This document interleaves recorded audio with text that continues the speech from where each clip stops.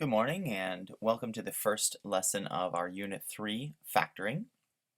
Um, Factoring is one of those big new concepts that we tackle in grade 10 and that will be important throughout your high school math career. So making sure that we understand what factoring is and different methods for factoring is the goal of this unit, and it's a really important unit. So let's get started.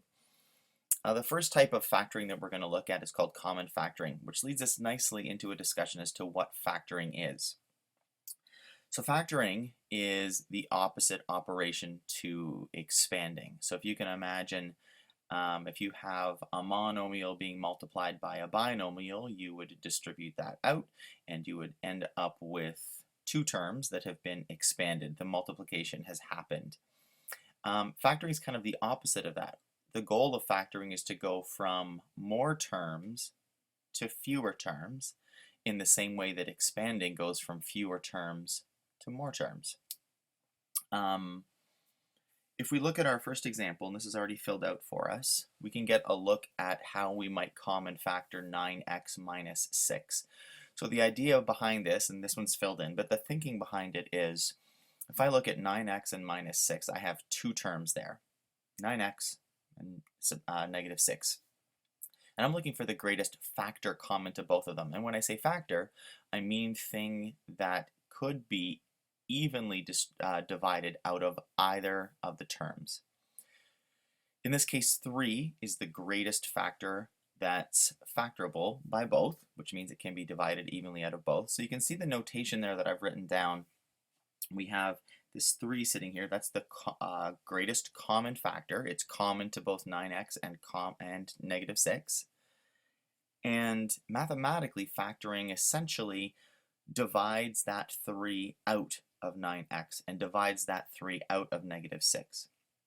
So once I've completed that division, you'll see the line underneath it as there is the thing that was factored out front, and these are the results of having factored 3 out of 9x, which is 3x, and factored 3 out of negative 6, which is negative 2. Now what's interesting is a way that you can check this, just to ensure that we have factored it correctly, is you can just expand it right back out and see if you get what you started with. So in this case we have 3 times 3x, that gives us 9x, and 3 times negative 2 gives us negative 6. And you can see that that is the same expression that we started with. So we know that we have factored correctly. Let's look at another example. If we have x squared minus x, we're being asked to factor it, so we're looking for the greatest thing that is divisible out of both x squared and x. So I've written the greatest common factor out front. That means that x can be divisible out of both x squared and negative x. And once we do that division, we rewrite our greatest common factor, and then I'm going to try to do this with appropriate colors. Then we're going to rewrite, so this little operation here results in x, and this little operation here results in negative 1.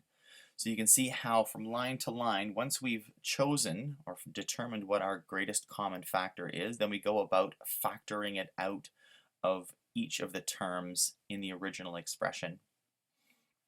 And again, we can expand this out and check. X times x will give us x squared, and x times negative 1 gives us negative x, which is what we started with. So I do want to point out, as I said earlier at the beginning of this lesson, when we started, we had just two terms here. We had x squared and we had negative x.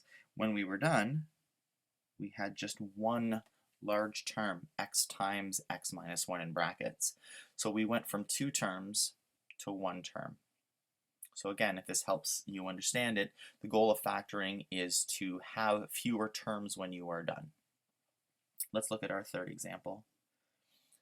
Third example is negative 4y squared plus 16y.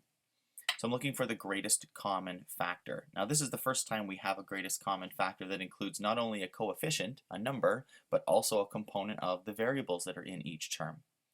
So if we look at our original expression, negative 4y squared plus 16y, the way that I do it is I look for the greatest common coefficient to both, i.e. what's the number that I could equally divide out of the first and second terms.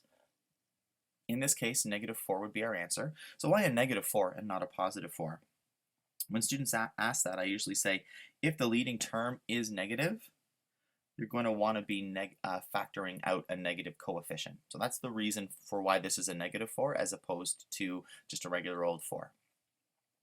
So once I have found the coefficient component, the number part of what's divisible by both terms equally, I look for the coefficient, or I look for the variable part. And in the first term I have a y squared, and the second term I have a y, so the greatest amount of y's that I could factor out of both of them is 1y. And some students will say, why not y squared? And the reason is that in our second term, the 16y, you can only factor out 1y because there's only 1y there. So you can't take more y's away than there are in the term, which is why we're only dividing or factoring out 1y as opposed to y squared. So again, once we've got that done, we're going to rewrite our greatest common factor. And there's my bracket. The result of factoring negative 4y out of negative 4y squared results in a single y. And the result of factoring negative 4y out of 16y is negative 4. So in that one, at least you can see a little bit more of the ordering, the sort of steps that I'm taking as I get this done. And again, I'm not going to expand this one out, but what's nice about factoring is that you can always expand out your result to see if you get what you started with. And in this case, we would, which is nice. Okay, so now we're going to go try a few of these on our own from scratch. The only difference between D and the ones above that we did, A, B, C, there's more terms. There's 3 terms this time. We have first term, second term, third term. And there's bigger numbers, there's more variables. It doesn't change the method of what we're doing. So let's start by, I'm going to sort of set this up in a way that might be helpful for you. So here I'm going to be writing out my greatest common factor, whatever that happens to be. And then I know that when I'm all done, I'm going to have 3 terms left over in the bracket, because I started with 3 terms. So first thing I want to do is look at the numbers, and I've got 15, I've got negative 20, and I've got plus 35.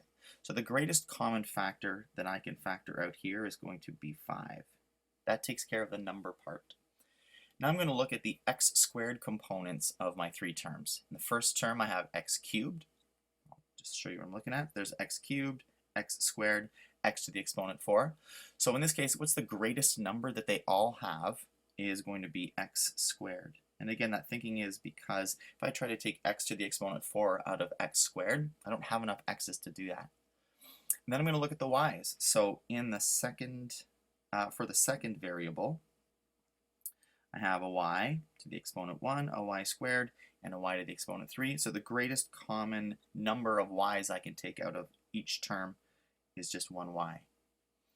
Now that I've determined what my greatest common factor is, I like to just work my way down and ask myself in a particular way, and I'll sort of draw it on here the first time, it just makes the numbers look messy, but my idea here is that 5 times what is going to get us back to 15. Now you don't have to write it down this way, but that's what's happening in my brain, is 5 times what is going to give me that 15. So let me just erase all that stuff, because it just makes it messy. But the answer then would be, in terms of coefficients, 3. And then I ask myself, x squared times what amount of x will give us x cubed? And in this case, it is 1x. And y times how much other y will get me to y to the exponent 1? So the answer, of course, is 1. We already have the right number of y's. So that term is now finished. And then we repeat this for every term going down the line. So there's our, our negative. So 5 times what is going to give us negative 20? And the answer is going to be 4. X squared times what amount of x will give me x squared? And the answer is 1. We already have the right amount of x squared there. And y times how much y gives us back y squared? So we need to put 1y in there. And now the second term is finished. Third term, I'm going to stop doing that thing, but I'm going to keep saying it the way that I think about it. 5 times what gives us plus 35? That's plus 7. X squared times what gives us x to the exponent 4? X squared. And y times what gives us y cubed? That will also be y squared. And that is fully factored version of this expression. And again, just to sort of keep saying it, we started out with 1, 2, 3 terms, and in the end we had just one big term. More terms to fewer terms, that's kind of what factoring is. What you'll notice is, I also want to mention, in these first 3 examples, I actually showed the division happening, this divide by 3 and divide by 3 and divide by x and divide by x. That particular notation is there just to help you understand what's going on. Once we get more comfortable with factoring, we'll do it more like I did in example D, where there really isn't that extra step of showing what the division is. I kind of just do it in my head. If that style of writing it out is helpful to you, by all means, keep doing it. All right, we're going to do one more example here. I'm going to get you to try this one on your own. So maybe pause the video here and give it a go. I'm going to just work through the solution once you have an answer, and you can watch me and make sure I got it. So hopefully you have an answer now. Greatest common factor. So again, we have 1, 2, 3 terms, and I'll be outlining how many there are going to be right there. So if I look at the greatest number common to all of them, I think the answer is 2. The greatest number of A's common to all of them is actually no A's. It's sort of a little bit tricky. In this last term here, there are no A's for us to factor out, so we can't include A's as part of our greatest common factor because they have to show up in every term. And the greatest number of B's common to every term is just 1. Whoops, that's a highlighter. It's just 1B. So now I'm going to do that expansion in my head. Again, 2 multiplied, and I'll just do this once, but 2 multiplied by what gets us back to 26, and that's going to be 13. And there are no A's in our greatest common factor, so we just rewrite our the A to the exponent 4 from the first one, and B times what gives us B? Well, that's just 1, so we don't need to put anything there. And that's the first term done. Second term is subtract 4A cubed B squared, and the last term is plus 6B cubed. So that is fully factored. Again, as I said, expand it out if you'd like to just make sure that you got the right answer. That's a really helpful strategy, especially if you have some time. So that's the end of the first part of this lesson. I'm going to stop it here, and then I'm going to work the more specific examples in the second half of this lesson. So hopefully this was helpful to you. If you're still not 100% sure what's going on, maybe watch this lesson a second time and then start on the second part.